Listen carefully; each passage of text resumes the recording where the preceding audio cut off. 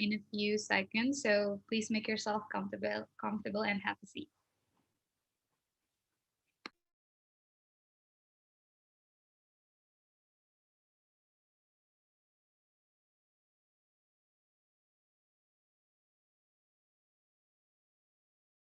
All right, good afternoon, everyone. Welcome back. I hope you guys have filled up yourself a little bit, relax yourself, and of course, stay hydrated because our next session, I would like to welcome all of you back, and then please join me in inviting our special guest, Associate Professor Tanya Lehman from Flinders University, Australia, as our speakers for this session and our moderator, Miss Anggita Doramia Lumban Raja SHMH.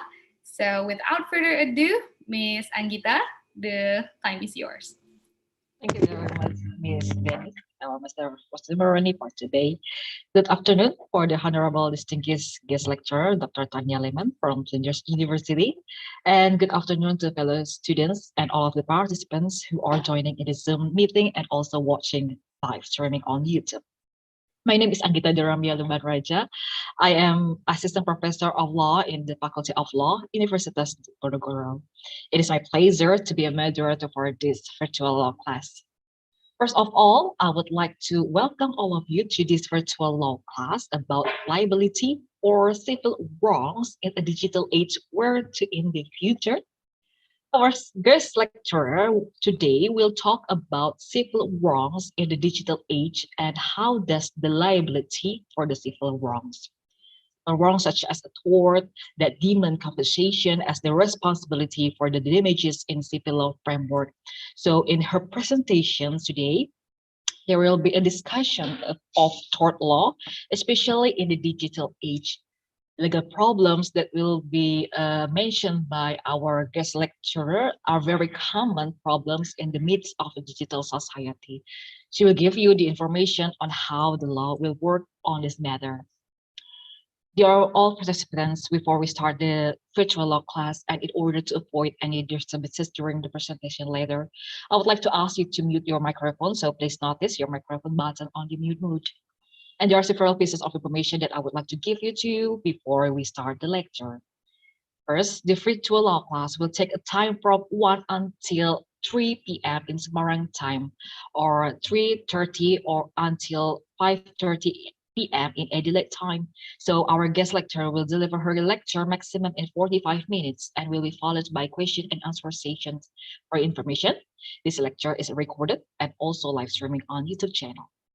Second, the participants are allowed to write down their questions in the column, in chat column of this virtual meeting room. So please ask your questions briefly and clearly with the appropriate words. And don't forget, please make sure your questions are relevant with the topic of this virtual law class. Also, we welcome your opinions and arguments on several issues related to the topic of this lecture. Third, the questions and answer session will be opened by the director right after our guest lecturer finishes her presentation. In this questions and answer session, moderator will choose several questions from the chat column and will read them for the guest lecturer. For the participants and the distinguished guest lecturer, before the presentation begins, may I briefly introduce to you our guest lecturer for today. Her name is Associate Professor Tanya Lehman, LLB, GDLP, GCA Professional Certificate. She is Dean of Law in College of Business, Government and Law, Flinders University, Adelaide, Australia, from August 2017 until right now. Her educational and qualifications are as follows. In 1986, she graduated her bachelor's degree from Adelaide Law School. The same year, she admitted as a barrister and solicitor of the Supreme Court of South Australia and High Court of Australia. In 1987, she got her graduate diploma in legal practice or GDLP from South Australian Institute of Technology. Now it's known as University of South Australia. In 2010, she got graduate certificate of education, higher education in or GCE from Flinders University. In 2019, she got her professional certificate in innovation for transformation from Flinders University. Dr. Tanya Lehman also has many work experiences as legal professional. She started her professional career in 1987 working as barrister solicitor for Raleigh Beecher, Downs and Humphreys, Raleigh Heard and carried until 1992. In 1998, she worked as a lecturer in Adelaide New Enterprise Training Services New Enterprise Initiative SIM as site as a Inc. Ichita until 2000, and in 2010 she became a senior solicitor in Rosy Abbott and Associates after 2011. She started her academic career in Flinders Law School from 1994 as a tutor. Besides that, she also gave her contribution to her alma mater. In 2009, she became a teacher in Adelaide Law School. She also participated as a lecturer, internal tutor, external tutor, online course coordinator in School of Psychology, Social Work and Social Policy at University of South Australia in 2005 until 2010. And she has involved in several publications such as Integrating Human Service Law and Practice. She published it in 2009 with her colleague Art Kennedy and G. Richards.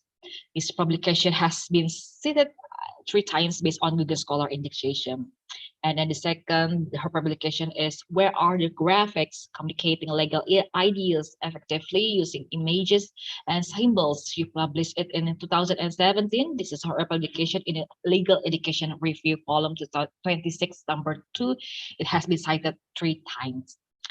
And then Technical Life for Stability, Reasonableness, and Advanced Driver Assistance Systems are as her publication this year, last year in Policy and Society journals. And then there's a lot of more of her publications in the reputed publisher. And without further ado, I would like to welcome our guest lecturer to begin the presentation.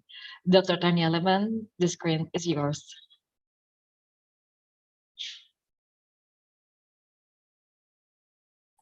Thank you very much, Angita. And are you going to be sharing my PowerPoint? With pleasure. Thank you. Well, thank you very much for your very warm welcome.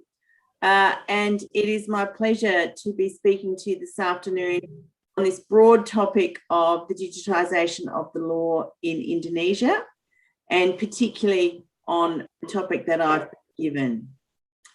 Just while we're waiting for the presentation to come up, I want to begin by acknowledging that I speak to you today from the lands of the Kaurna people of the Adelaide Plains, the traditional custodians of the land. Angita, would you prefer me to share my screen? What would you like? Yeah, wait for a second.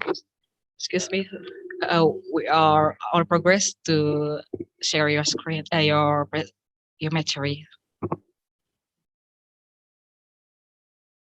So I pay my respects to the Kaurna elders past and present, and acknowledge their continuing connection and responsibility to care for the land on which I speak to you today.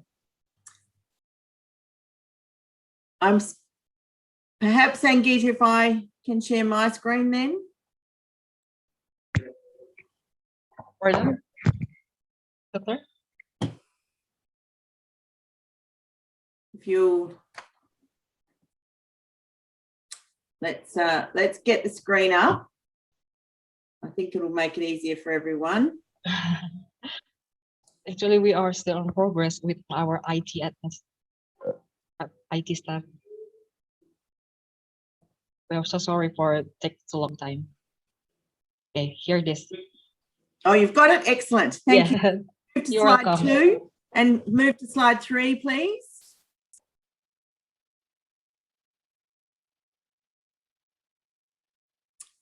So I've paid my respects to Kaurna elders, and the red dot there is where I'm speaking to you from in Adelaide in South Australia, and the green dots are the various places that my university has campuses right across the middle of Australia.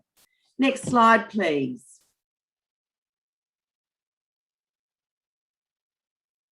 So my title today, and I'll just get my slides organised again here.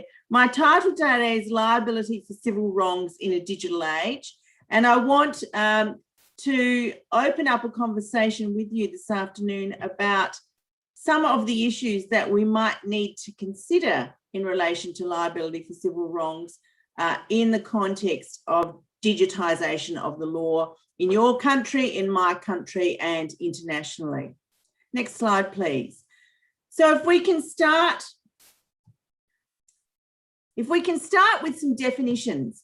When I'm using the term civil wrong today, I'm using it to mean one of these phrases, which are phrases that are common if you search the internet. It can mean any of these types of things: an infringement of a person's right, and we're going to be coming to the meaning to that word tort there. Tort is an old French word that means twisted and is regarded to use civil wrongs.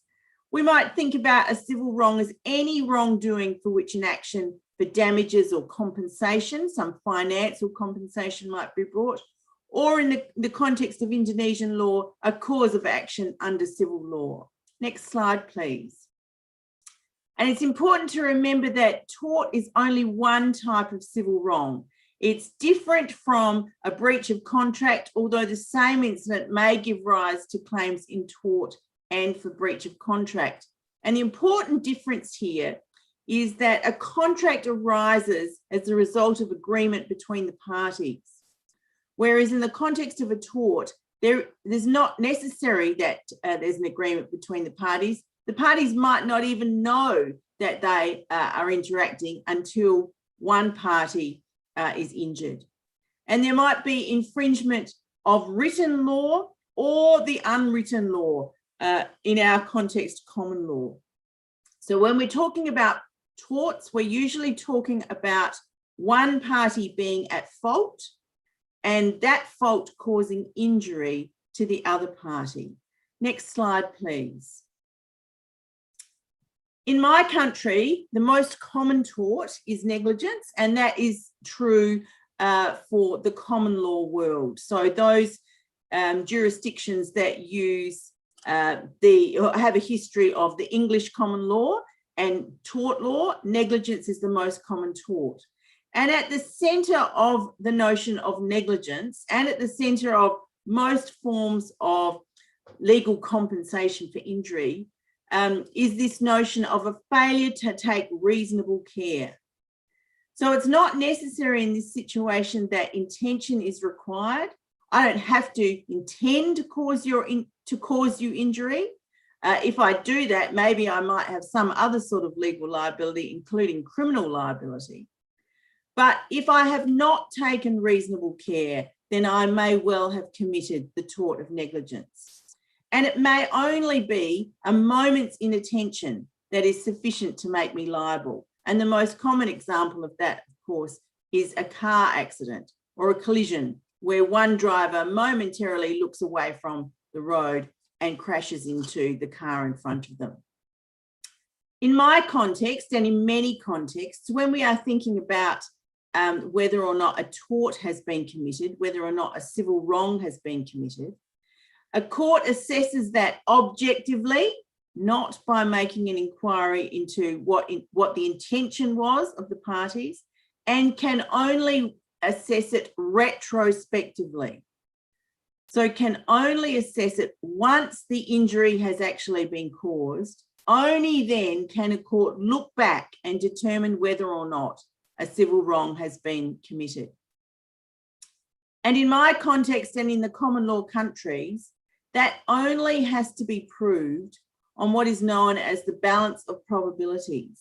It only has to be shown that it's greater than 50% more likely that there was a failure to take reasonable care. And that contrasts with the standard of care that might be required in criminal cases, particularly in common law cases in countries where you can only be convicted of a criminal offence if it can be proved beyond reasonable doubt. You can be found at law to have committed a tort just if it's more likely than not than you committed that action. Next slide, please.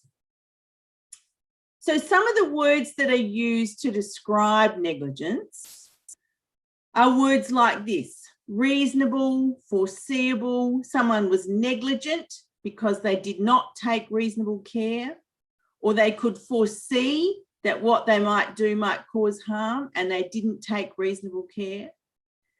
Whilst intention might be there, often we might see words like reckless. They could anticipate that something might happen and yet they did it anyway, or they might have made an honest mistake. And so when the courts start to use words to describe what the standard of care might be, it's very common to come across words like due care and skill. Did the person take due care and skill? Did they keep a proper lookout? Were they in control, particularly of a motor vehicle, and were they controlling that motor vehicle safely? Were they acting according to the relevant professional standards? So for a doctor, for example, did they do what a relevant doctor would do in that situation? Were they acting in a way that's widely accepted as competent? So there are all sorts of words that are about how a human might act, and they're all words that lack precision. Next slide, please. So when we are thinking about civil wrongs in a digital age, we need to start, having given you that definition as a foundation, we need to start by asking some big questions. And I want to propose these to you as the lens through which we look at all of the rest of the material that I'm going to be covering in my lecture today. So I think some big questions that are absolutely foundational are: how should we balance rights versus responsibilities? How should we balance a need for clarity and certainty with the flexibility to respond to unexpected and new challenges? And as we balance those different things, that may take us in very different ways. Of course, we always need to be asking the question, what is moral? What is right? And what is just? And how are we going to determine those things, and from whose perspective? And lastly, of course, we always need to ask ourselves a big question. When should the law step in here to intervene? And when is this something that can be managed by the parties themselves without having recourse to the law? Next slide, please. Now, having laid that platform of big questions, we also need to ask ourselves this next layer of big questions that are more particularly going to arise in the context of applying tort law. Will the parties who are involved even recognise this as a legal problem? So the data that we have in Australia shows that most people in Australia are in fact injured in ways where there is no tort, there is no one else to blame. And many of the people who are injured when someone else is to blame don't even think of it as a legal problem. So if you don't recognise the injury or the issue or the incident as a legal problem, you're never going to frame a solution to your issues in that way. You're not even going to think about getting legal advice. If you do get legal advice, if you do frame it as a legal problem or look for a legal solution, then can you get access to legal advice? Can you find a lawyer? Can you access that lawyer? Can you afford to pay for that lawyer? All of those are increasingly presenting real challenges. Sorry, if we can just go back one slide. And then, of course, let's say I recognise the issue as a legal issue. I get advice from a lawyer and the lawyer says some other person is responsible. Well, does that person have any money that they could pay me? Probably, unless they are insured and they have a policy of insurance that is in place, there won't be significant resources. And so that raises another broader question about the cost and the sustainability of insurance. I'm going to speak now in relation to the next bullet point about why you might choose to bring a claim in tort from my perspective here in Australia, and this may also be the case in Indonesia. What we know is using tort law to resolve claims for compensation for injury can be extremely costly. And whilst you might be able to see a lawyer, actually to go to court can cost a large amount of money indeed, and can result in significant delay. Claims might take years to be finalised. And of course, until you've been to court, you can't know what the outcome is going to be because the courts are always looking back. So it's unpredictable. And there might be limitation periods. For example, in my country, if you have sustained a personal injury, then you have only 3 years from the date of that injury to bring the claim. And we're living increasingly in a globalised world. So what do we do where we have jurisdictional differences within countries?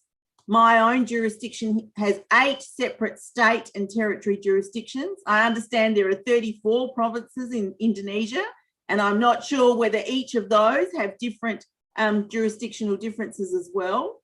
And then, of course, I might be injured in Australia by something that has been developed where the head office is in London or is in Shanghai or is in Paris. And so there are real issues around inter-country jurisdictional differences. Next slide, please.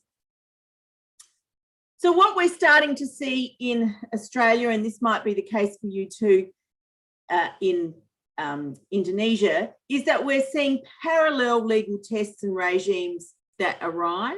So, for example, in Australia, in the context of injury caused by exposure to asbestos, we now have legislation that provides for particular presumptions about who might be at fault. The Australian consumer law, in line with the approach for consumer law in Europe, takes what's known as a strict liability approach, which means you don't have to prove fault in the same way as you might have to for negligence. And in Australia, we have a heavy vehicle national law that crosses all of our state boundaries because, of course, our large transport vehicles cross state boundaries, and that imposes absolute liability. If someone's injured, you're responsible, irrespective of whether you've taken care or not, and that imposes absolute liability on everyone in the chain of responsibility, from the driver to the person who has engaged the driver, etc. So some very different ways of thinking about that. And also we have seen the rise in the last few decades of parallel forms of compensation for injury. So a number of no-fault schemes now, a number of universal accident compensation schemes, not unlike that in New Zealand, which has also taken that approach, and interaction with other types of compensation. So we might have, if you're injured at work, there might be one sort of compensation, but if you're injured at work whilst driving a motor vehicle, there might be another form of compensation, et cetera, et cetera. And so how do we manage all of that? And how do we think about new cases that have never been to the court and how we might extend liability out beyond not only the person who actually caused the injury, but the person perhaps who's employing them or who has the financial resources. Next slide, please. So we're now starting to see tort law being used for some new types of claims. Claims against public authorities and claims for public harms. And in this country, here in Australia, we are seeing people bringing claims for historic child abuse in state authorities such as orphanages or schools. We're seeing claims brought for persons who've been held in immigration detention here in this country. We're seeing claims in this country and in other jurisdictions around the world for people who've been exposed to toxic substances. Only a month or so ago, we had a group of teenagers who brought litigation against the government here in Australia on the basis of environmental damage and climate change.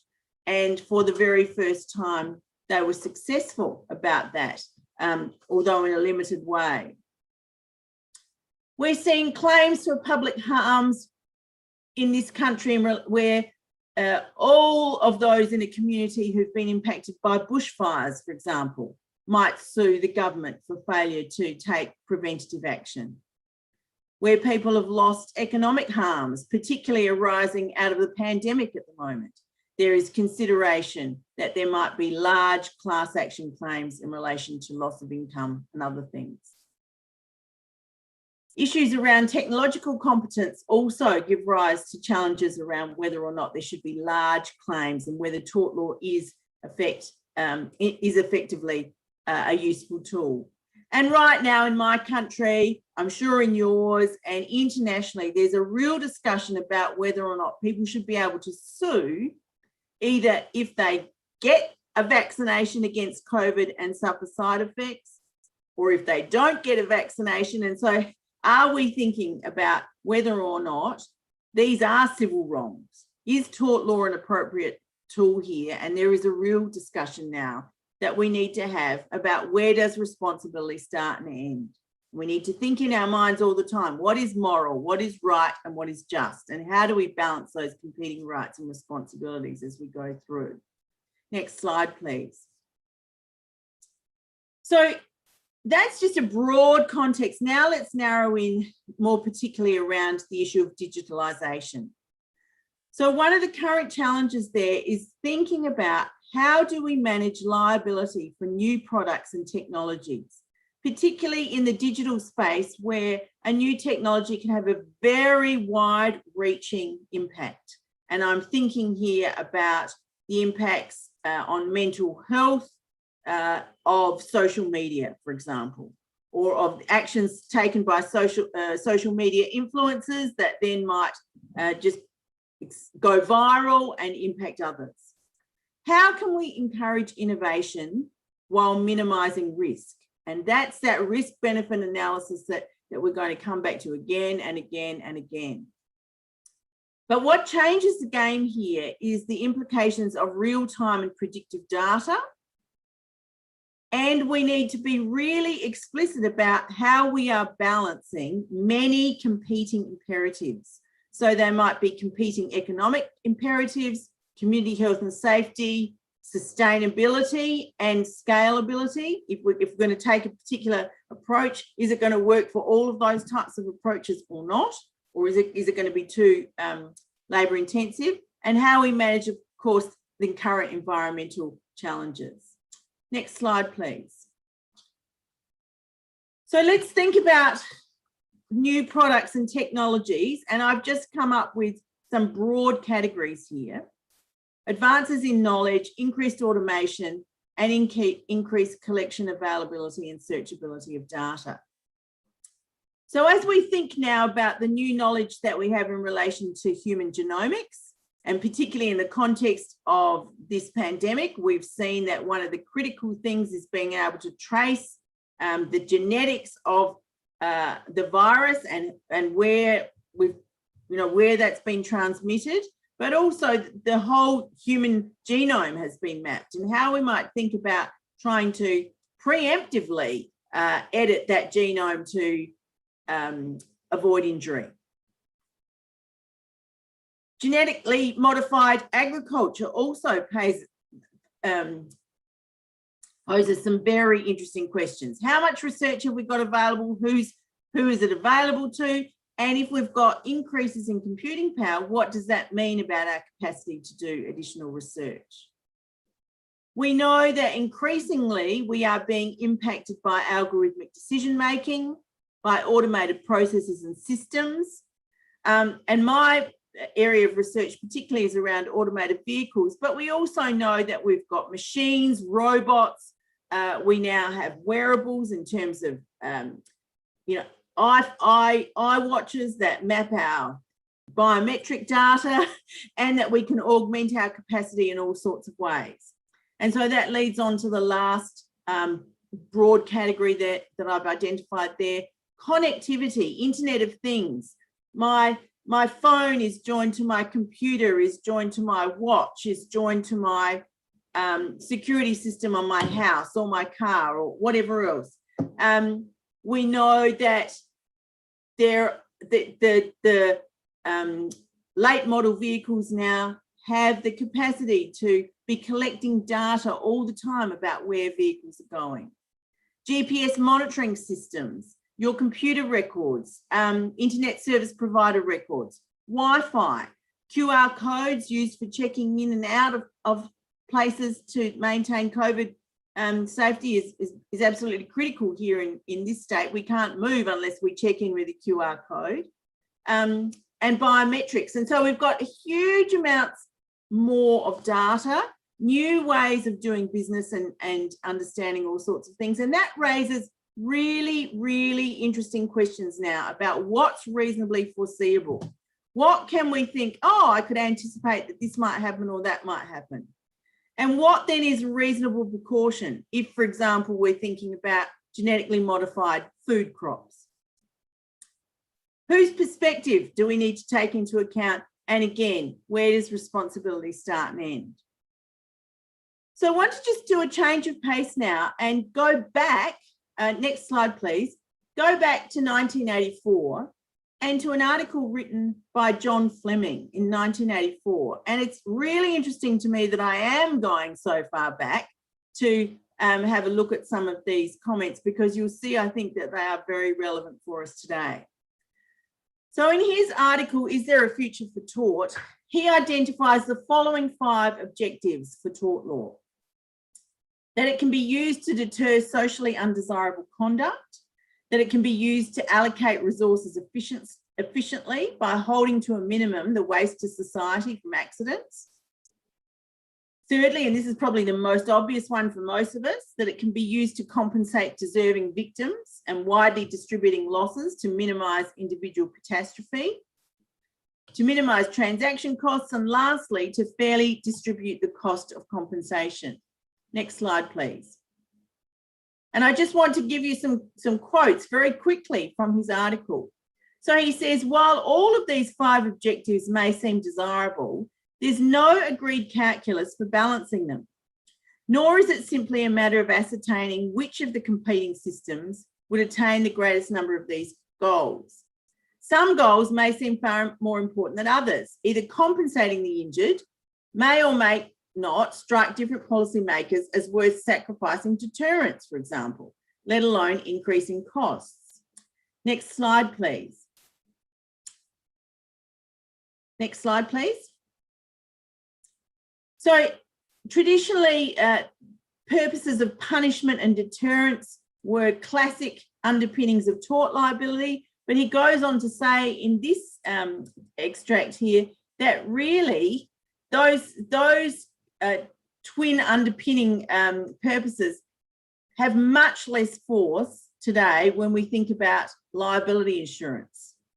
And the last sentence there, in many countries, the victim or the person who's injured no longer, even in form, addresses his complaint to the person who's injured them, but proceeds directly against the insurer, which goes right back to my comment before. If we haven't got insurance, is there any point in bringing a claim? And so, next slide, please. We see now this recent 2018 piece of legislation from the UK, where instead of having arguments about who's going to be responsible if an accident is caused by an automated vehicle, this new piece of legislation simply says, and you can see there in section 2, where an accident is caused by an automated vehicle when driving itself, and the vehicle's insured, and someone else suffers damage, the insurer is liable for that damage. No questions asked, not having to prove that someone was at fault, not having to prove that they failed to take reasonable care, simply just passing a piece of legislation that says when this new technology causes this new problem, the insurer is liable. Next slide, please. So that raises some further interesting questions about what sort of interests should be protected, who should be protected, and how should they be protected? Who should be liable and why?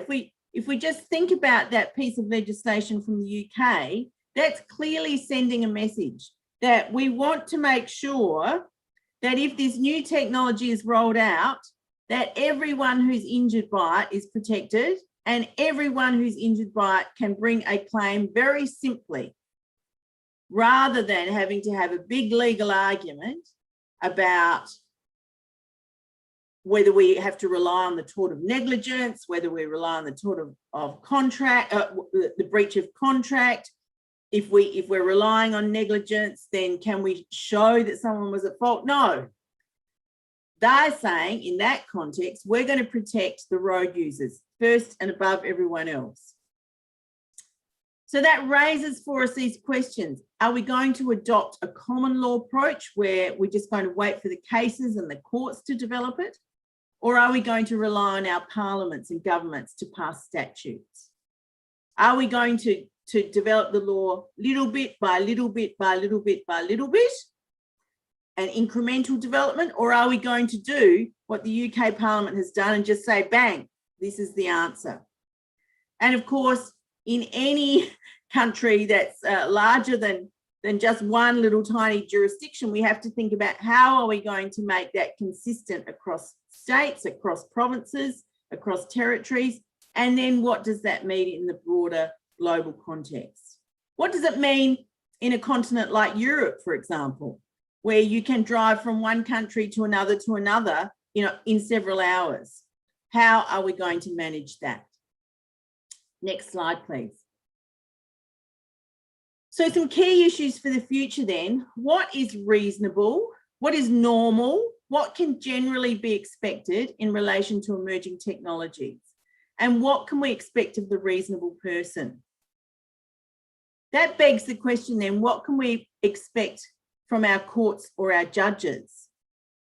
And should we be thinking about whether we should be adopting other dispute resolution mechanisms rather than using traditional legal approaches or traditional courts? Now, the next few slides are slides that originally captured in 2016 and 2018, but I've left them in my presentation today, even though they're somewhat old now, because you can see that they show that we have been talking about these issues now for some time. So next slide, please. And this illustrates the context of what I'm trying to say in the context of automated vehicles. So the quote here from the National Transport Commission publication says this: automated vehicles are expected to save many lives, but through system failure, they could cause the loss of a small number of others, resulting in a net gain for society, but an extremely difficult problem from a community attitude perspective. Liability risks could prevent the rollout of more automated vehicles or severely reduce their functionality or scope of operations if manufacturers become excessively cautious. At the same time, the threat of future litigation also acts as an incentive, ensuring rigorous testing and research before any public release. So that quote, I think, really nicely encapsulates the different things that are being balanced here. Are we going to adopt an approach that we want to encourage technologies and new products that might save many lives, but where we might lose small numbers of lives or small numbers of people being injured? How are we going to balance the rights of one versus the community? And then if you're someone who's making these new technologies, including digital technologies, if it's unclear to you what you'll be liable for or how far that liability will extend, is that going to mean that you will be too cautious and you won't want to develop your product? Or if you are aware that you might be liable in future, are you going to take more care? And so you'll only release your product when it's safe. Next slide, please. And here's another quote. The reality is that autonomous cars are going to be held to different standards than non-autonomous cars. What you don't hear after a high-profile Tesla accident is how many human-driven cars got into accidents that day. Very interesting. Next slide, please. And this is in the context now not of automated vehicles, but of cybersecurity. So halfway through the first paragraph, formal legal standards may not be able to adapt as quickly as needed to rapidly changing circumstances.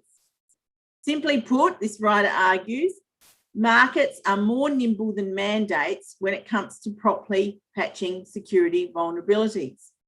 Now, we know here in the context of cybersecurity can have enormous implications. One small hack, one small bug can impact a whole nation. Notice the last sentence of the second paragraph. Heavy-handed regulation or threatening legal liability schemes could have the unintended consequence of discouraging the sort of cooperation that today alleviates security problems swiftly. So, interesting way of thinking about how we might balance those in the context of that technology. And last quick quote here, next slide, please. Key players, so this is from KPMG, and back in 2016, I think. Key players are now starting to develop legal strategies. And notice here they've got insurers, manufacturers, and software companies working together to develop legal strategies about how they might address the liability question. Next slide, please. And KPMG suggests this approach to thinking about legal responsibility. Okay, we'll start with the conceptual design. Then there's going to be some initial lawsuits as people work out the strategy.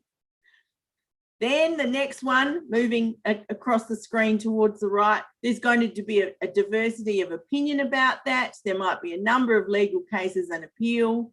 And then KPMG suggests finally tort law will be clarified. Now, that's all very well. Next slide, please. But if we have to progress through each of those stages, is the threat of tort liability holding back innovation and technological development? Now, we've already seen from the slides just previously, there might be good reasons for doing that, and there might be bad reasons. You might stifle innovation entirely. We have to think very carefully about the role of governments, industry, and the courts in this context, and always be alert to how we're balancing emerging possibilities and responsibilities. Next slide, please. So the third part of my presentation today, I want to talk about information scarcity, information availability, and information overload. When I was young, we lived in a time of information scarcity. We lived in a time where if I wanted to find something out, I had to go to a library and pull out a book and read in the book. And if the book wasn't in the library, then I couldn't find it. And when I did my law degree, because there were only limited numbers of books in the library, some students would go and get those books and hide them so that none of the other students could find them. Information scarcity. And then, of course, we moved to a situation where we had online digital databases. And so that information couldn't be hidden. Anyone could access it. Now we are in a world of information overload where there is so much information coming at us all the time. Next slide, please. And that's often known as the 5 Bs of big data. So when we're talking about the way that data is just coming at us, it's coming at us at high velocity. We're getting huge amounts of it, the volume. We're getting all sorts of data about all sorts of things, the variety of data. We need to start thinking about how we can ensure that the data that we've got is reliable. So the veracity of the data becomes really important, and how we use that value, how we create value from that data now is causing all sorts of new businesses to spring up. So 5 V's of data in a world of big data, and that's whooshing at us like a tsunami. Next slide, please. So I've been very interested in reading this book, and I commend it to you, by Shoshana Zuboff, The Age of Surveillance Capitalism. Next slide, please. And a quote from her book: "The most predictive behavioural data come from intervening in the state of play in order to nudge, coax, tune and herd behaviour towards profitable outcomes." So we now have a situation where the automated machine processes not only know our behaviour, but are shaping our behaviour at scale with the information, and changing how we might respond by feeding data to us. Next slide, please. And so she calls this instrumentarian power, and I'll leave you to read that further. Next slide, please. So my proposition following her work is that data is profoundly impacting the legal rules and tests that rely on human decision-making and will shape how we live and act in the 21st century. Next slide, please. And I'm also informed by the work, and I commend it to you, of Julie Cohen. Next slide, please.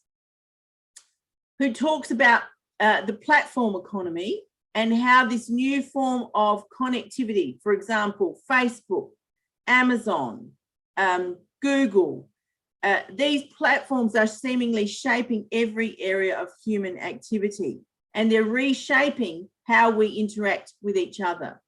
Next slide, please. So building on that work, on Zuboff's work and Cohen's work, my proposition is that data and platforms impact what we see, hear, think and feel, and they're profoundly shaping who we are and how we interact with our world. Next slide, please. If you're interested in reading more, I commend this book to you. Next slide, please. So data now really significantly changes our perspective. The vast amounts of data that we have coming at us all the time. How do we identify risk or benefit? How do we identify what is an appropriate standard of care? How do we know whether someone is at fault or whether they are negligent? And is that data showing us that there's a correlation between an action and somebody's injury? Or is it showing us that somebody's action has caused somebody else's injury?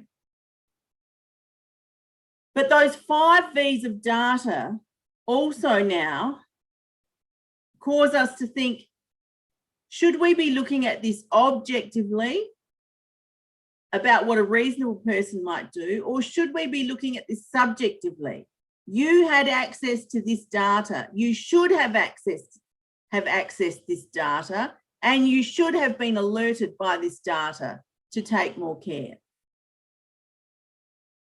Should this be something that historically has just been retrospective, or should we now be saying you should be constantly accessing the data to make decisions about how you're going to act in future, or should you be doing it in real time?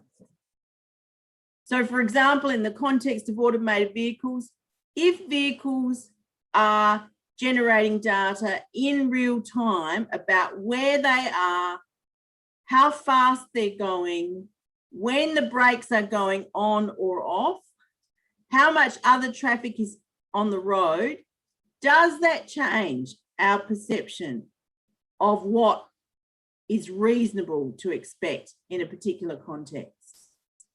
Next slide, please. So what this is leading me to think is that we're moving from a world where we're making assessments on human judgment based on our own knowledge experience, and our perception, our 5 senses, what we can see, hear, feel, taste, and smell. And those, the outcomes of our judgment are based on that objective and subjective assessment of the real world, and our personal, moral, ethical, and internal imperatives act on us as decision makers. But as we are now increasingly having our judgment augmented by data, we now don't just have to rely on our own perceptions, but we can have the data of all the other people who are in a similar situation to us. And so when we're thinking about outcomes now, it's not just objective and subjective assessment of the real world, but it's critical analysis of the data, which might generate options that we weren't aware of previously. So how are we going to constrain that? And of course, then as we move to the end of the really big data, we have the capacity now to mine data to identify patterns that aren't otherwise observable by humans. So where I might not realise that acting in a particular way presents a particular risk, mining large data sets might show that there is a real correlation between acting in this way and this particular injury occurring. And then we have to ask ourselves, is that a correlation or a causation?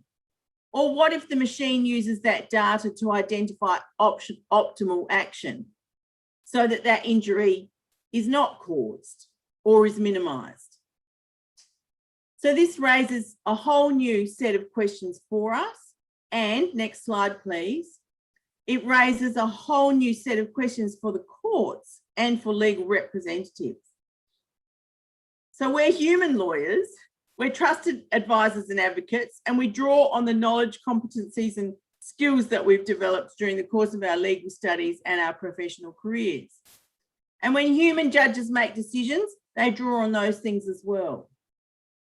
But increasingly, as lawyers and as judges and as dispute resolvers, we need to be augmented by digital tools, and we need to take into account advice that's based on data.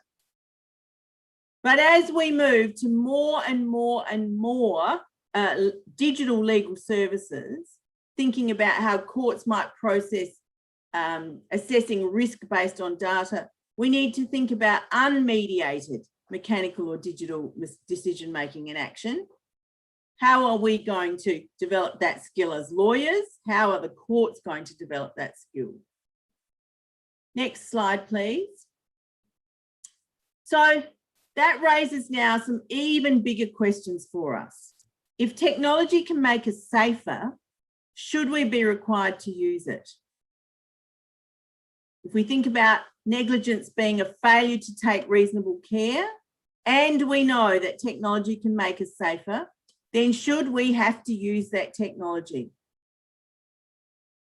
If we know that the vaccine makes us safer, should we have to all have the vaccine? Does technology have to be 100% safe 100% of the time? Humans are not 100% safe 100% of the time. And so if we know that a technology can make us a little bit safer, but won't be entirely safe, is that enough to require it to be used?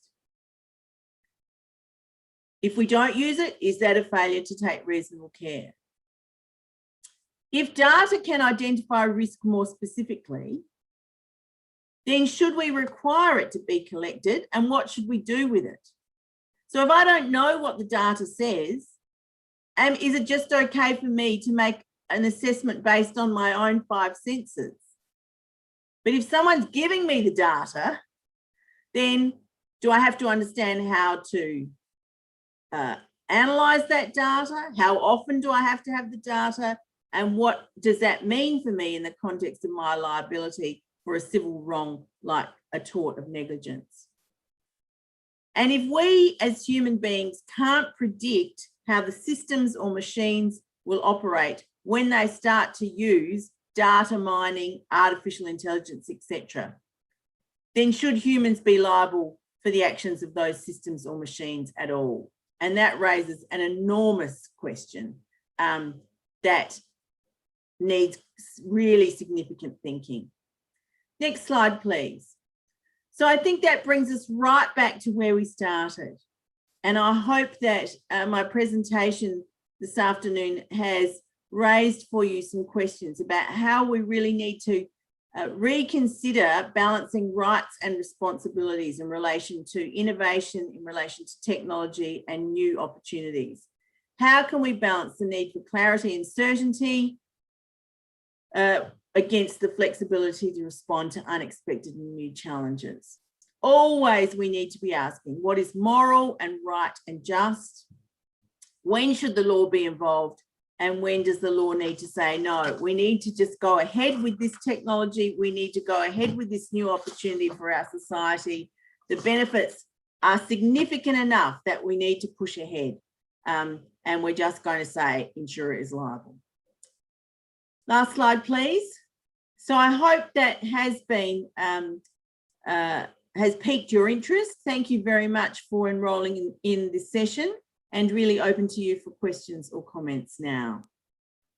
Thank you very much, Dr. Tanya Lehman, for your interesting presentations.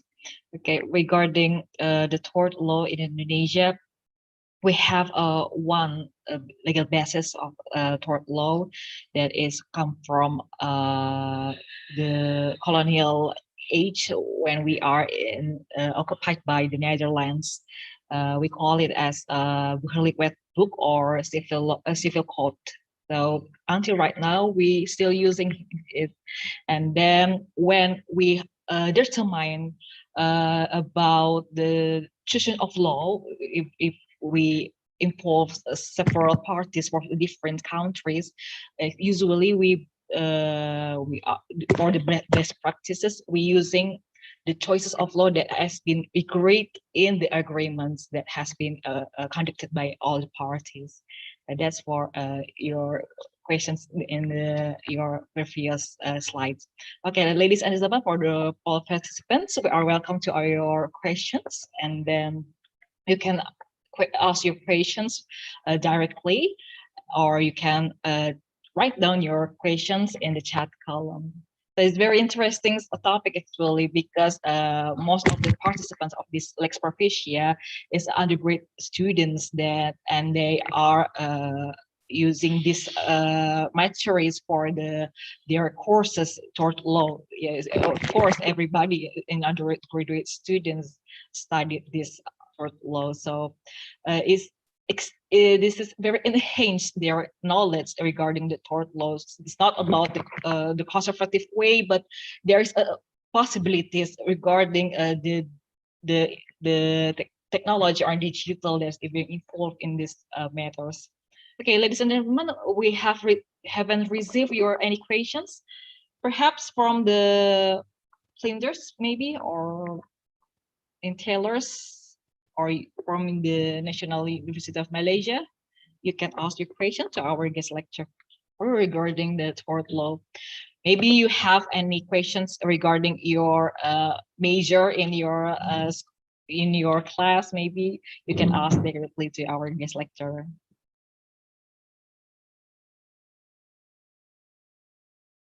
Hello.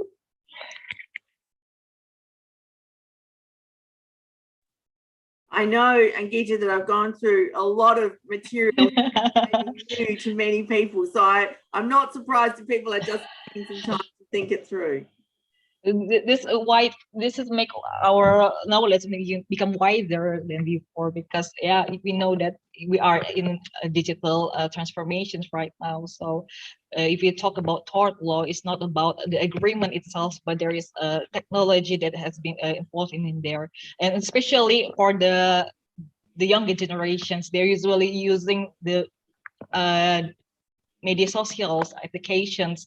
There is data mining in there. There's a lot of risks in there, and should all the participants can ask the questions regarding the data mining and the risk, and how about the liability of the maybe from the provider, or the role of the government to make data protections of the users. Okay, in your countries, Dr. Tania, what kind of the regulations that has been used for the data protection for all the users? So we have a regime under our Privacy Act that provides that information can only be used, personal information can only be used in particular contexts, and it needs to be protected. It can only be used for the purposes for which it has been collected, has to be stored securely, etc. But that's really limited to personal information. So I went to a presentation 2 years ago by the Office of Data Protection in one of our states, and they were using data to manage traffic, and so they were getting all of the data for how many people had checked onto a train station. They were getting all of the data around weather. They were getting data around time of day. They were getting data around number of hospital admissions at a particular time. They were getting data around the time of the day when it was raining. They were getting data around the location systems of phones that were coming on. Now, when they put all of that large amount of data into a big pool, they could say that on days where it's raining, this type of action is likely to happen, that they weren't otherwise able to identify. And they weren't looking for that. It was just that the data revealed a particular correlation. So let's take that example, and let's say I'm a transport agency. Let's say I've got 100 trucks, for example, and each of those trucks has a tracking device on it so that I can know where my trucks are at any particular time. And that tracking device also can manage it can tell me the location, the GPS location of the vehicle. It can tell me how fast the vehicle is traveling at any particular time. And I'm put that tracking device on there to keep my vehicle safe so that I'll know if someone tries to steal the vehicle. But what happens if, when I'm mining the data that comes in from those vehicles, if it shows me that driver number 1 drives far more safely than driver number 2, do I need to discipline driver number 2? Do I reward driver number 1? Do I need to stop driver number 2 driving because I now can see that driver number 2 poses more risk to everyone on the roads than driver number 1? Or what if it shows me that driver number 3 regularly goes to the office of a political party or a particular religious organisation? Am I allowed now to question that driver about that information? Or do I release that information to somebody else? So if we're thinking about how we can manage risk, I can see that that driver goes to the pub to drink beer at this time every day. Now, I can match that data from the truck with data on the company credit card to show what they're purchasing. And now am I identifying that that particular driver is more likely to be a risk because they're more likely to have alcohol in their system? So am I now liable if I let that driver drive? Now, I would not have known that before. I wouldn't have been able to put all of that data together before. But now there are fleet management services that are operating in my country, and I know they're operating in yours as well, where large companies are using that sort of technology. It gives them granular insights into the behaviour of their employees, and they get that insight in real time. So they can be sitting there in front of a bank of screens and they can see what people are doing in real time. And so then what obligation do they have in terms of managing that risk in real time? It really changes the nature of how we think about tort law, I think. Okay, thank you very much for your explanation, Dr. Tanya. So based off of your explanations, we see here right now we are just the technology is spying us. Everything what we do, what our activities, all is spied by the technologies. Okay, Dr. Tanya, we have several questions in the chat column, and I will offering to all the participants that have asked in the chat column whether you want to ask it directly or should I read your questions. Perhaps from Ms. Mac from University of Canberra, would you ask your question directly or should I read your questions? I'm happy to ask it directly. Okay, please. Hi, Professor. I'm Meg. I'm from the University of Canberra. I was wondering if you think digitalising tort law would be beneficial for all countries or just countries who are already heavily digitalised.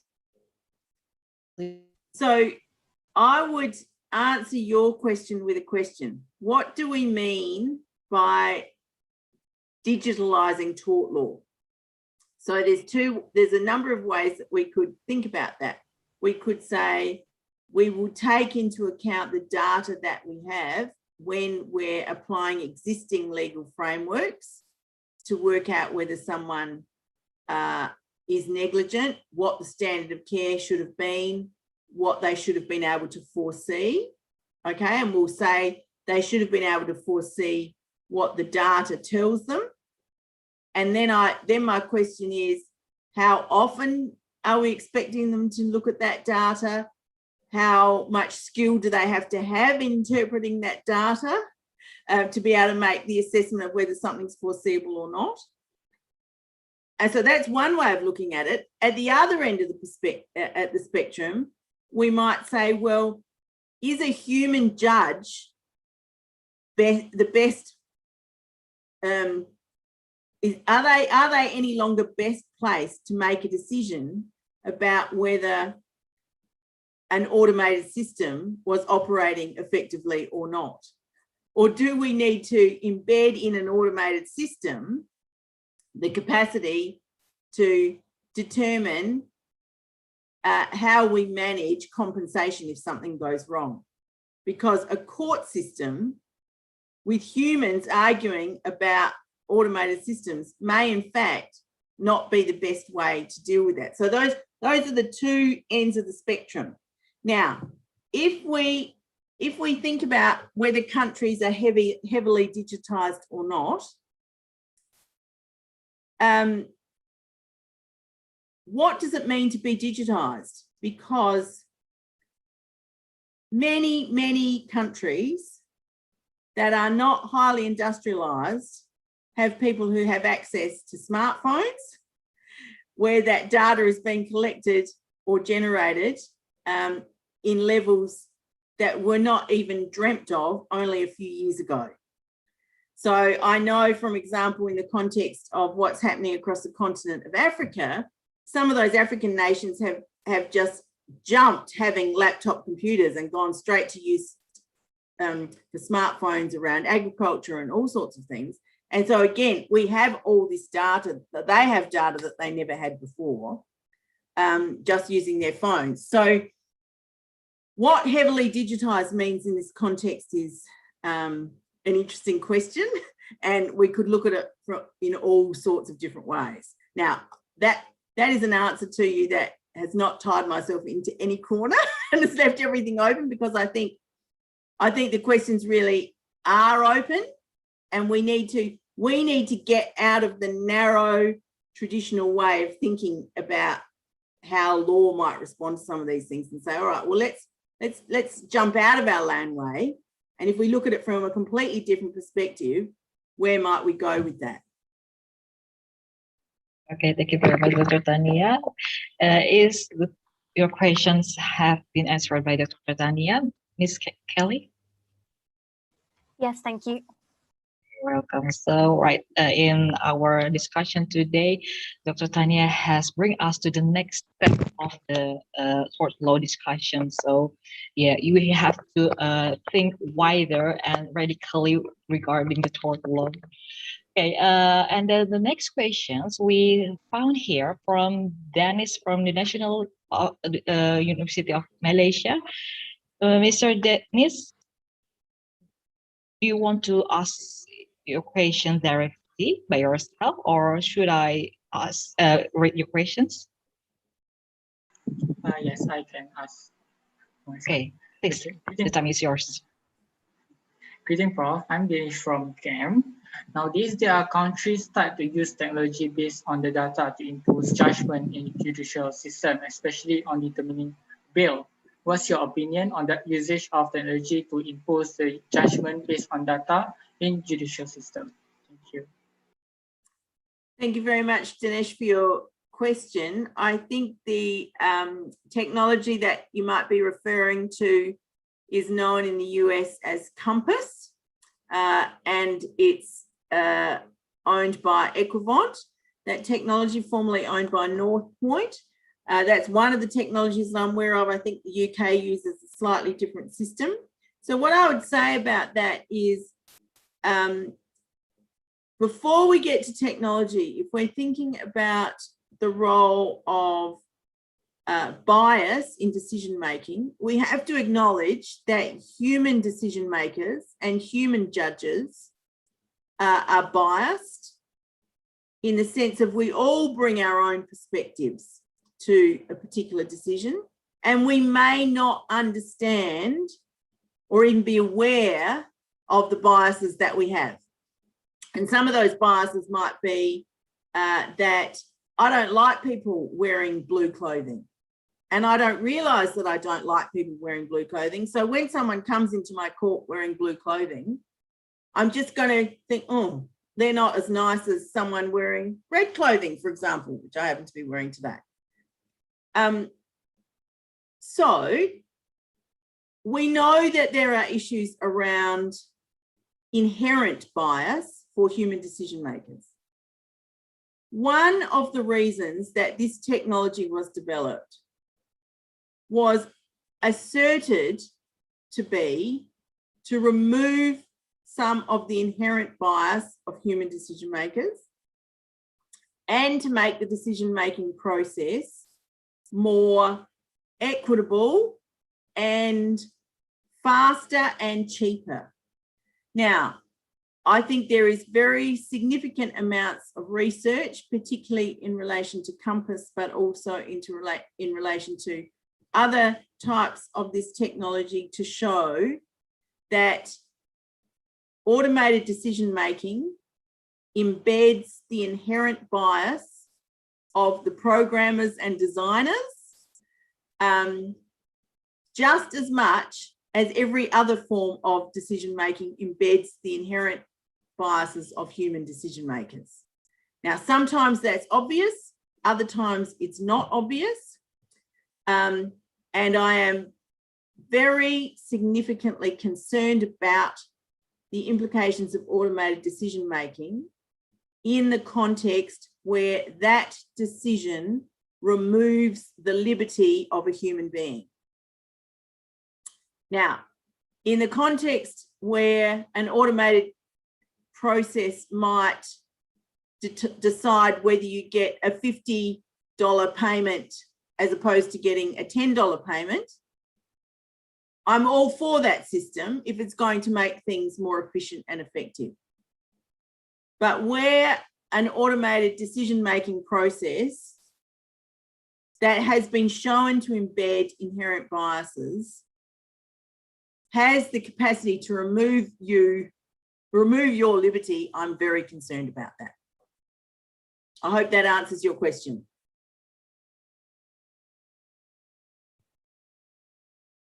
And Geeti, I think you're on there. Okay.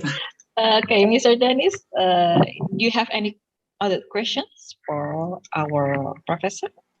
Yes, I have like one question about if that when we see the data is only used on the bail kind of judgment, but when the usage of automated decision is getting wider, it might involve criminal cases or civil cases.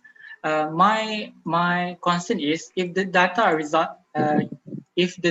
is to be 100% safe or uh, uh, safe, what the criteria, who actually who actually make the criteria for it, and if the data resulted to damages, who should be liable, the data collector, software creator, or the person who imposed the action itself? That's my other question. Thank you. So this is the challenge of using data and plugging data, particularly big data, into legal decisions that impact the legal rights of human beings. So how do we know that the data that we've got is accurate? How do we know that the data that we've got is complete? How do we know that the data that we've got isn't proxies for other things?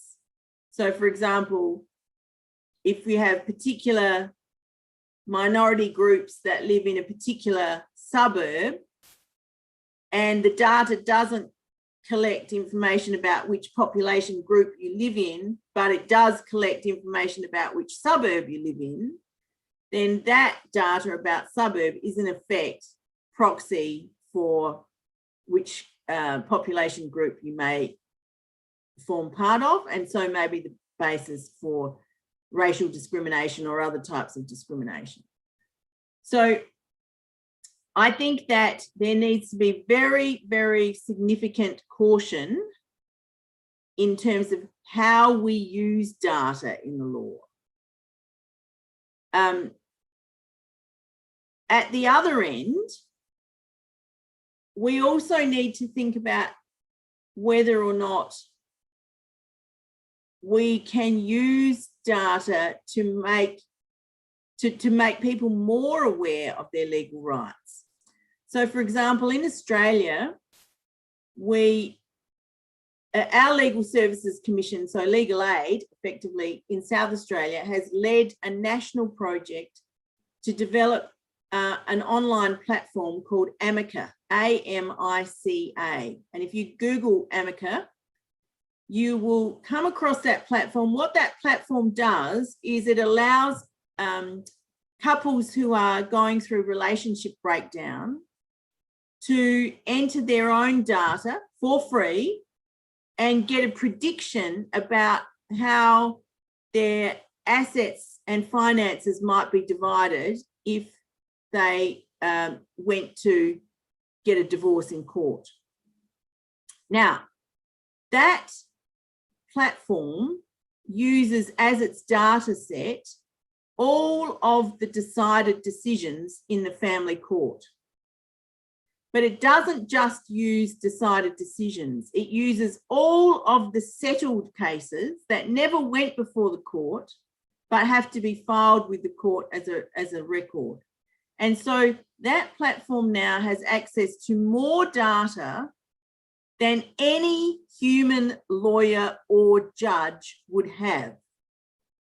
And so it can give you a predictive indication based on that data. Now, that might not be a good thing if you've got a particularly difficult relationship breakdown, or there are children involved, or it's a very complex issue. But what we know in Australia is that the cost for people of getting legal advice is huge. And so many people who have limited resources have to spend a lot of those resources to get advice, legal advice on how to split up their property, when they really need that money. They don't want to be paying lawyers. So there we have a situation where we've got a predictive tool that says, if you go to court, you would be likely to get around this range. And the data and the research also shows that when people are trying to resolve matters by negotiation, what they want is they want an outcome that is fair compared with what other people would get. Or sometimes it's known colloquially as being in the ballpark of what others might be getting for the same sort of matters. So whilst I'm not saying that a platform like Amica will be the solution for everyone, what we do know about that platform is it uses a really wide range of data. It's free. It's available 24 hours a day, and you can access it from the privacy of your own home at any time. You don't have to pay for a lawyer. You don't have to go out of your house to see a lawyer. You don't have to show your spouse if there's a dispute that you're going to a lawyer. And if it's only half as good as legal advice, but costs you nothing, and going to a lawyer might cost you $10,000, perhaps that's the outcome that we want. So if we are thinking about putting this into the tort space, then if there's a way that we can use data to generate likely outcomes of legal proceedings or attribute liability that costs very little, is scalable, and can be accessed much more conveniently, then is that an approach that we should be considering? Okay, Mr. Dennis, is it enough, or you have other questions? I saw there are another questions in the chat column about the platforms of social media, right? I give to question of Shazwan first. Okay, you think it's not? Okay, okay. The next questions, Mr. Tanya, is from Mr. Shaswan from the National University of Malaysia. Okay, Mr. Shaswan, do you want to ask your question? Can everyone hear me? Yes, Yes. of course. Greeting, Prof. My name is Muhammad Shazwan, and I am from the National University of Malaysia. So basically, I have two questions, but I will summarize it into one question only. So as we know that in the judgment, or whenever we bring the case into the court, regardless of the civil or the tort or even the criminal case also, it heavily depend. In Malaysia, we heavily depend on the interpretation of the law made by the judge. So within this digitalization of the law, especially in the law of torts, so does this digitalization would affect the principles that has been formulated by the common law in regards of the tort law, especially when the principles is related to foreseeability and reasonableness, when this kind of elements is heavily relied on the interpretation of the judge. So I do think, and I think this was part of my question, I think, to Meg before. I do think that the availability of data now really seriously does cause us to stop and think about how we are going to assess what is reasonably foreseeable. The moment that we have data that can show us that I am overall a much worse driver than you are, and it can show that every day I brake very hard, or I accelerate very hard, or I turn corners, you know, at speeds that are too high, if that data is coming in every day and you and I are both employed by the same company, why should that company continue to let me drive in that way, knowing that I pose more of a risk to other people on the road than you do?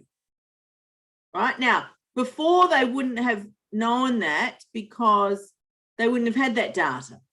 And fortunately, I've never had an accident, and neither have you. But if they know that I'm much more likely to cause an accident than you are, does that now change what they have to do about it? And I think that we are just waiting now for a clever lawyer to think about mounting this argument and reframing the notion of reasonable foreseeability in the context of data. But then the question becomes, how much data do we have to access it? When do we have to access it? Are we accessing it every week, month, year, day, hour, minute? And then when do we have to take action? So, you know, those are the sorts of things I think that are going to raise real challenges around foreseeability and what's reasonable care. I hope that answers your question. Yes, Prof. Thank you for the explanation just now. Thank you. Lovely to see you online. Okay, thank you very much, Mr. Shaswan. Do you have any questions, maybe? Mr. Shaswan? No, I think the explanation already cleared my doubts. For the sort of questions, okay. As we see here, there is not other questions from the participants. Well, thank you very much, Dr. Tania, for your explanation to answering all of the questions from the participants. And right now we are step to another agenda. And would you please, Dr. Tania, to read your brief conclusions regarding your presentation?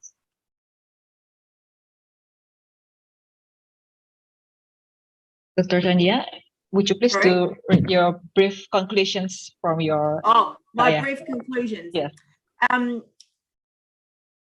Look, I think that as we think about new technologies, new tools that we have to seriously think about how we are balancing rights and responsibilities, how we are encouraging innovation, but managing the risks of that innovation. And the availability of large amounts of data that are generated by those tools and technologies has to be taken into account in terms of how we are thinking about balancing those rights and obligations. And I think it may cause us to think very carefully about the legal responses that we are using to assign liability when someone is injured.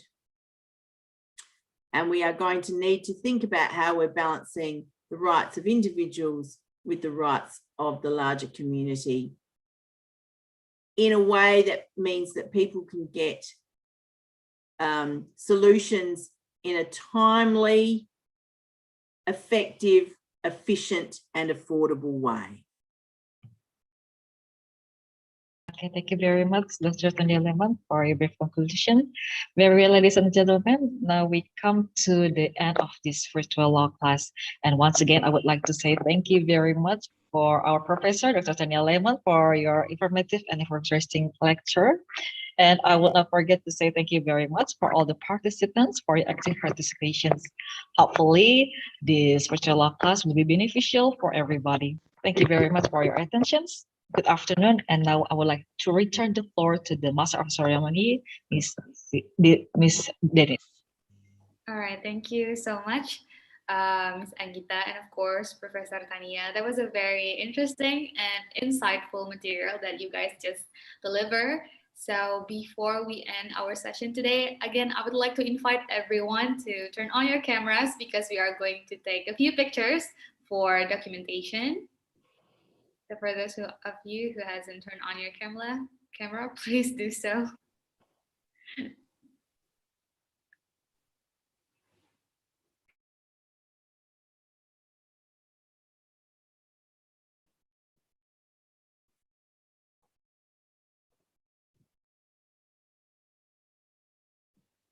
Okay, anyone else?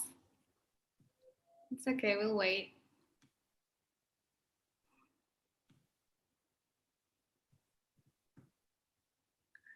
All right. All right, on my sign, everyone. Anyone else? All right, on my sign.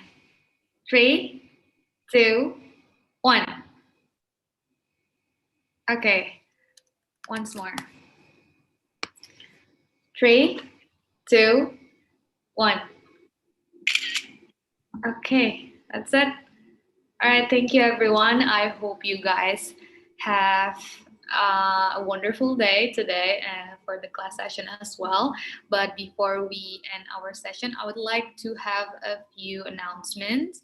So, there are a schedule update for tomorrow's session and Fridays, which is 3rd of August and 6th of August. Hold on, there will be a poster regarding this, I think, for the right. So there are a little bit of update regarding the schedule for online class session.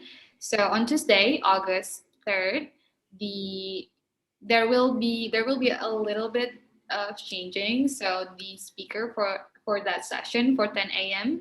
until 12 p.m. Will be Mr.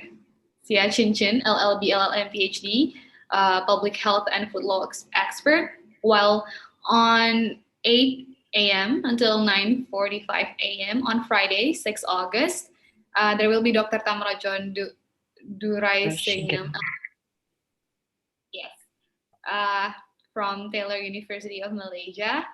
So I hope you guys remember this detail, so you guys know what classes you want to pay attention to and so on. I guess yeah. So before we close our agenda today, I would like to invite everyone again to pray before we close our session. So the pray begin.